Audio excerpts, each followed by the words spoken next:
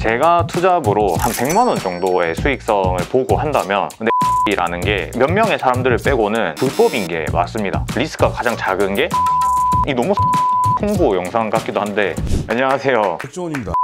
네, 오늘은 투잡 관련된 얘기, 원희가 그렇게 궁금해하던 추가적인 수익을 얻기 위한 투잡. 사실 투잡의 종류에도 진짜 많은 게 있잖아요. 근데 이제 제가 투잡을 한다면 어떤 거를 할지. 보통 투잡을 한다고 치면은 어떤 정도의 수익이 나와야 좀 만족을 할까요? 저는 한 100에서 150. 오우, 크긴 하네요. 제가 투잡으로 한 100만 원 정도의 수익성을 보고 한다면 지금은 에어비앤비 같은 이제 단기 임대를 하지 않을까. 이게 에어비앤비 일단 안 좋은, 사람들이 에어비앤비? 이렇게 생각할 수 있잖아요. 근데 에어비앤비라는 게 몇 명의 사람들을 빼고는 불법인 게 맞습니다. 단기로 하루 임대를 하는 경우가 많고, 부산에서 광안리에 에어비앤비 단속이 한번 뜬 적이 있었어요. 아무래도 불법이다 보니까 저도 정확하게 뭐 법적인 내용은 잘 모르지만 빨간 줄이 끄인다 하더라고요. 그러니까 이제 안 하는 게 좋다, 얻는 거에 대해 비교해서 리스크가 너무 크다, 이런 얘기가 있거든요. 그래서 생긴 게 두 가지 사이트가 있더라고요. 찾아보니까 리브 애니웨어라는 사이트랑 33M2.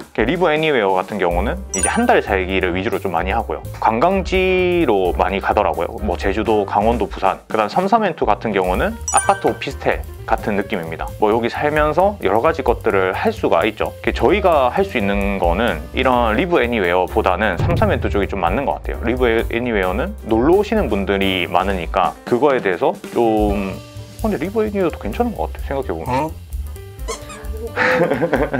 근데 우리가 지금 있는 지역 자체가, 부산도 리브 애니웨어는 관광지 쪽으로 갈 거 아니에요. 광안리, 해운대, 이제 송정, 우리가 케어를 할 수 있는 범위가 좀 벗어나잖아요. 이제 제가 만약에 여기 회사를 다니면서 부업을 할 경우에는 33M2 같은 도시 속에 있는 아파트나 오피스텔 원룸을 관리하는 쪽으로 가지 않을까 싶습니다. 네, 아까 얘기했던 것처럼 에어비앤비가 불법적인 요소가 될 수 있다고 했잖아요. 어떤 게 불법적인 요소가 그 숙박업을 등록을 안 해놓으면 불법입니다. 일단 불법이 아닌 것부터 생각을 해보면 외국인만 받는 경우에는 불법이 아니에요. 그 다음에 농어촌 등록이 되어 있으면 괜찮다. 그리고 집의 일부를 빌려주면 괜찮다. 제가 알고 있는 건 이 정도거든요. 아까 불법인 것들이, 근데 이거 너무 내용이 많아서 그냥 간단하게 얘기하면 침구류 교환이나 위생용품을 주면 안 됩니다.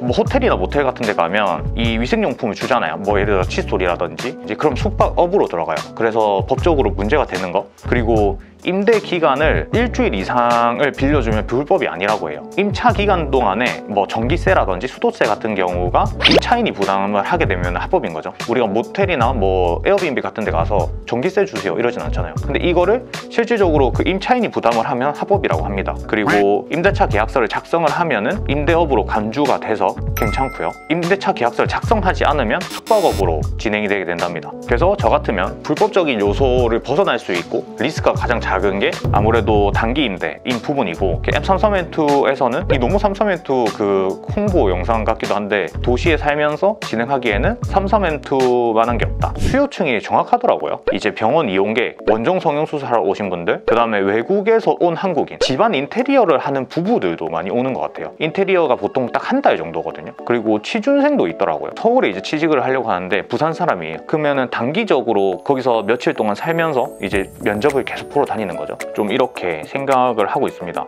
무슨 소리야?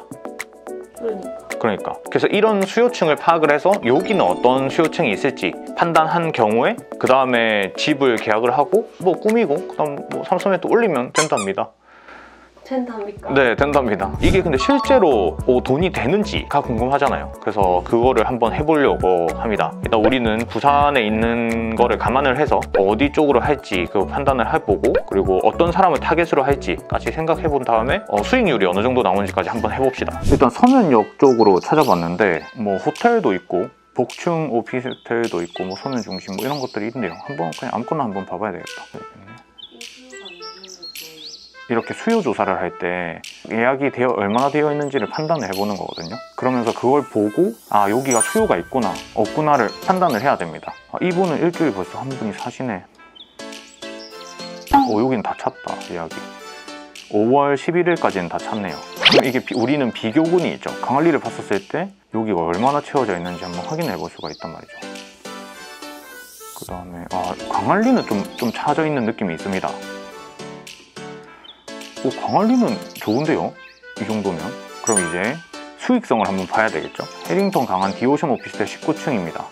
이게 일주일에 40만 원이거든요. 그럼 이 집이 실제로 얼마의 월세 계약이 되는지 한번 하겠습니다. 뷰 좋은 평형으로 한번 보겠습니다. 47.53이니까 이 정도 되겠네요. 한 3개 정도 체크하고 100의 동에 자 500에 110, 1000에 140, 100에 100, 500에 110이 있네요. 500에 110 한번 계산해볼까요? 관리비도 이제 저쪽에서 다 내줄 거니까 일주일에 40만 원이거든요. 그럼 4주 이상 계약 시 30만 원이니까 110, 120. 근데 생각보다 안 좋다. 3주는 받아야 가능하네요. 이 친구는 타워 더 모스트 광안 12층. 여기는 1000에 60. 네, 월세가 16층에 300에 60. 여기는 2주 이상 계약 시 26만 1,000원이니까 수익으로 계산해보면 한 44만 원 정도 나오긴 하네요. 네, 월 44만 원. 근데 이제 여기서 뭐 이것저것 빼야 될 거 빼면은 그렇게 크진 않을 것 같거든요. 그래서 44만 원 하면은 적어도 2개 정도는 이용을 해야 된다. 그런 식으로 이제 4주가 근데 다 찰 경우인데 지금 단편적으로 봤었을 때는 막 좋은 게 보이진 않네요. 근데 이게 분명 사람들이 하는 이유가 있을 거거든요. 그 이유를 찾고 우리도 수익성을 좀 찾아보는 게 가질 수 있는 마음가짐이지 않을까 싶긴 하고, 만약에 너무 쉬웠으면은 사실 뭐 다 했겠죠, 사람들. 또 그렇게 생각해보면은 어느 정도의 리스크가 있으니까 투잡도 해보려고 하고 이것저것 해보려고 하는 건데, 이것도 저는 수익성이 만약에 없다고 생각을 해도 이득은 있다고 생각합니다. 뭔가 해봤다라는 그런 경험 같은 게 있을 수 있으니까. 그래서 한번 좀 도전을 해보는 것도 저는 나쁘지 않다고 생각합니다. 물론 스트레스나 이런 거 많이 받겠지만 그때 하면서 이런 부분이 문제가 됐지, 침대를 드리거나 아니면은 거기를 꾸미면서 이런 식으로 하면 좀 더 사진이 잘 나오고 사람들을 좀 호킹할 수 있구나, 이렇게 보여줄 수 있는 거, 또 여러 가지 것들을 또 배울 수도 있으니까 저는 한 번쯤은 해보는 거는 추천드리긴 합니다. 지금 잠시 봤지만 저 같으면은 이런 33매트 같은 단기 임대를 좀 진행하지 않을까 생각은 하고 있습니다. 근데 이 영상을 보시는 분들 중에서는 뭔가 그런 자본금 없이 할 수 있는 투자들, 그런 거는 좀 추천하실 만한 게 있을까요? 진짜 어필리에이트 만한 게 없기는 합니다. 그게 진짜 무자본 창업의 가장 기본적인 사항이고, 안 되면은 블로그도 저는 좋다 생각합니다. 그 블로그에서 수익을 얻을 수 있는 것도 어필리에이트 수익이 꽤 많거든요. 그거랑 블로그라고 해서 꼭 네이버 블로그만 있는 게 아니고 구글에서 진행하는 티스토리 같은 경우는 수익성이 진짜 좋습니다. 그런 것도 찾아서 해보시면 되고, 일단 각자의 능력이 있거든요. 그 능력이 어떤 거냐에 따라서 뭐 투잡에 대한 방향성도 정해지는 것 같아요. 사실상 자본이 적으면 경쟁률이 그만큼 높아진다는 거죠. 이거를 좀 생각을 하고 진행을 하시면은 아마 괜찮지 않을까 싶네요. 자본이 많으면 좋습니다, 여러분. 당연하죠.